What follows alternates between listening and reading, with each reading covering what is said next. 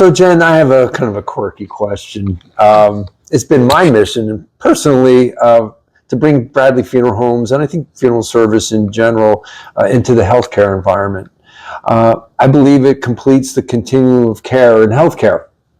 But funeral service generally has not been a part of the healthcare environment.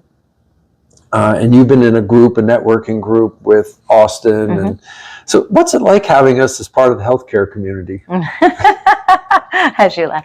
Well, I think it's been, listen, part of the continuum of care, right, is it's no secret.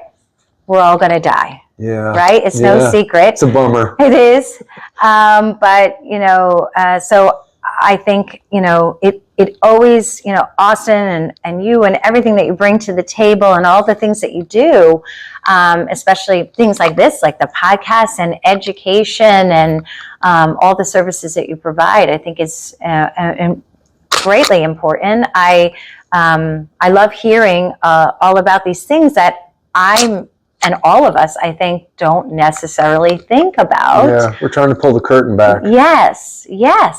By doing these things earlier, like, are you ready? Do you have this ready? I think about my own mother when she passed away a couple years ago, and the things that I never really talked about with her that, I think that people refrain from talking about death, refrain about these things, when in general, it's no secret, we all are going to die. So I think that what you do is amazing by all this pre-planning. So just the education and everything that we have learned has really caused us all really to think, are our loved ones ready? Have we given a thought?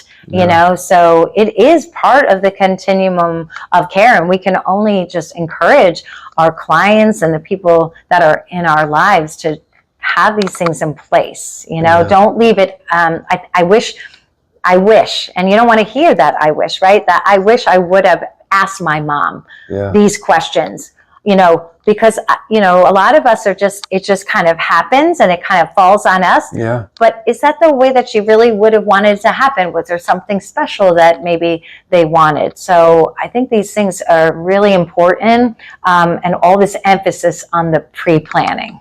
So I think you guys bring that a lot to the table.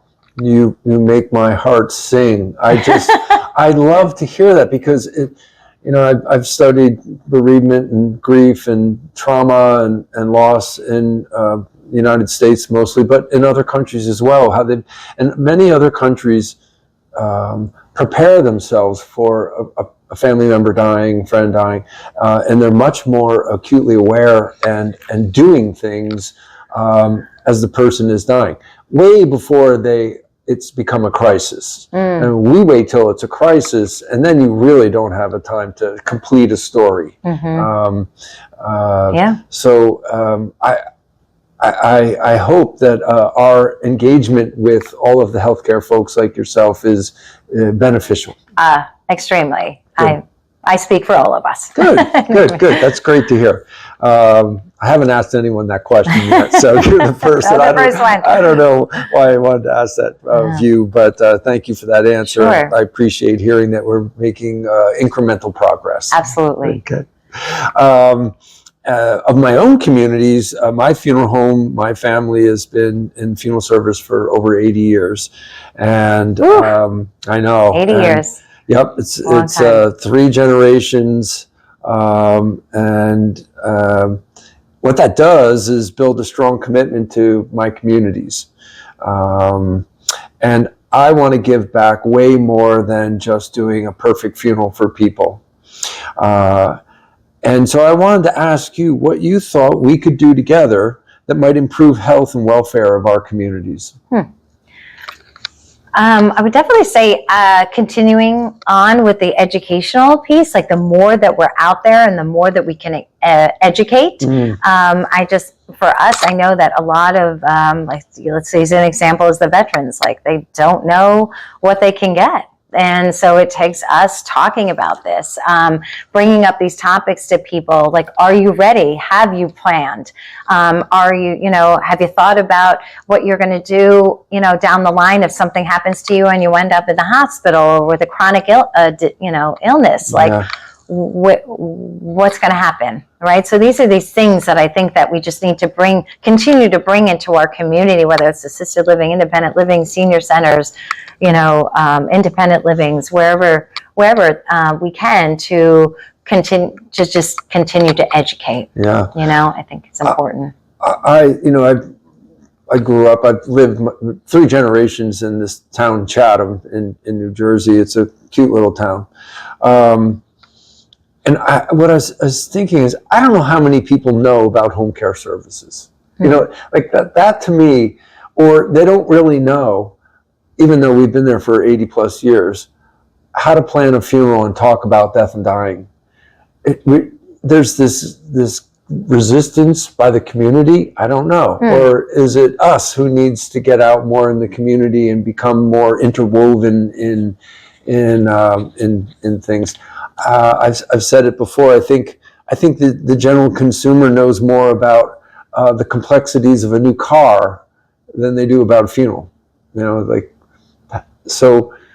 But I think personally, because again, I've been in the industry for 5 years, but I gotta say, I feel like you guys are trailblazers for this. Oh, thank you. Honestly, because not many people are out there. I mean, you have Austin as out there. And thank you, Austin. And so that alone is like very unique and very different. Yeah. So you don't see many funeral homes doing that. No. So you should give yourself more credit than you're giving yourself. Thank you. I appreciate that. And I got to say, I wasn't sure I would like doing these podcasts, but I'm just like fascinated by everyone's story. Your story is amazing, and the work that you do is amazing. So I'm hoping that fulfills sort of my ambition to weave us into the community, and so it's easier to find us. It's easier to talk to us. We pull the curtain back. It's an important thing. It's great. And who's putting podcasts on their, funeral home? No one. No one. Not too many. So I really think you guys are trailblazing. I think this is a phenomenal idea. And I think that many people are looking for answers and are searching and may have just lost someone who is left behind, someone who needs physical help. So, same like you're taking all these topics, that you've taken, Marilyn with the hospice and, Connie with the, Oasis Senior Advisors, like all of these things, it's and putting it on your website, I think is really great. Yeah, I feel so good about having those resources available, in that moment of crisis, and everyone leaves, and dad or mom or whatever, someone's at home alone and has always barely managed the 2 of them, and now they're alone, and can they stay in their house? And the family members are terrified that might not be the case. And what resources are out there? And in the moment, you're going to be looking around kind of in the dark. So if we can lighten things up and give some focus on resources, then it's a good thing. It's a great thing. So I have very much liked talking with you. You have an incredible story. So I'd like to ask you a personal question. Okay. You've had a lot going on in your life. You have an interesting job. What has all this taught you about life, grief, and the healing power of home care? Life, grief, and home care. Healing power of home care. Okay, great. I would definitely say, in terms of life, you hear that life is short. Yes. And it really, really is short. So I would say, I've learned from this job. I see it, look, it's part of life. It's part of the process. We take on clients. They're in different stages and they do pass away, So, all different ages as well, because we do service 21 and older. So we see that. And if there's anything that I come home with, it's we got to take that trip. You know, life is short. Don't wait. You know, it's sometimes it's so hard when somebody is, you know, at that retired age, they just retired and then something happens. So whatever you do and you know, wanting to take that trip, I say just do it. So that's it about life. Grief, I definitely learned in, you know, through everything with my children and things with, you know, our clients, is that everybody grieves differently as well. Yeah.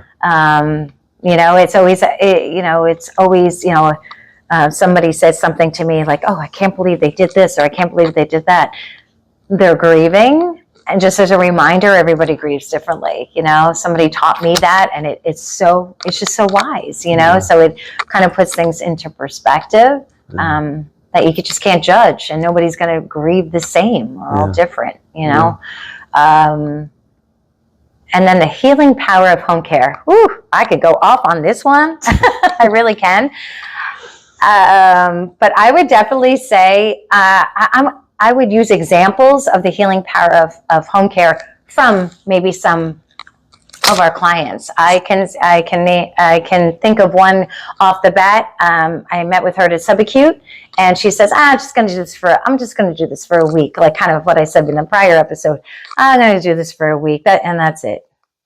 Literally 2 years later, it's been, because they have become one of the family. So the healing power of home care, you just never know where somebody is at. But she just fell in love, and she goes, oh, she says to the daughter, I can't do without her. I cannot do without her. You know, so like that is power. Another story that we had, you know, that I was thinking of was we have Megan, who I talked about as our director of life enrichment. She's been seeing this couple, because we do couples care as well, and she's been seeing this couple for the LEAP program. And he also, I'm going to do this 4 years later. 4 years later that they've been doing this with us. But he recently passed away. But prior to that, God bless him, he said, Megan, you know, it's my wife's birthday. You know, can you go out and get her a charm for her bracelet? So she went out. She came back. And she saw, so he was physically unable to do that. The fact that we can go out and do just that and just pour that into her, and that it made her day. She was crying. We have the video of it. Just like one little touch that we can do, you know. And so, you know, they became like her grandparents. Like they became so close. We have caregivers that go to our clients' funerals because they're just so close to their clients. It's powerful. And we also had one that spoke, a caregiver that actually spoke at the funeral about her. She did pre-plan. She wanted the caregiver to speak at her funeral, and so she did accept that. So it was all planned, and it was wonderful. You know, there was even a video that she had of her, you know, talking at her funeral. So, but anyway, and probably last I could think about is we recently celebrated one of our clients who turned 104. Wow! Yeah. So we went and we celebrated at a facility that she's at, and we just had the greatest time. And she turned to me, and she, you know, 4 years later, she turned and looked at me, and she goes, Sharon was everything I needed for this time in my life. And I love her. Right? Power of healing, going through the health, you know, the continuum of care. I mean, it was everything and anything. And she literally became like her best buddy, you know? So yeah, it's strong. It is powerful, it's very powerful. Yep. So. I had a feeling you'd have stories like that. I would have a story. Yeah, I can go on and on, but I'll share those. It makes me happy to hear that so many stories are the opposite, that someone couldn't stay in their home, they were depressed and isolated in their home, and they did not thrive. They failed to thrive. And so I would like to thank you, Jen, for You're joining welcome. me today. And I am grateful for all you do helping people thrive in their homes. Thank you. Thank you so much. And we really appreciate it. On behalf of my owner, Lou Romano Jr., on behalf of my fabulous team, we thank you so much for this opportunity to share it. Thank you.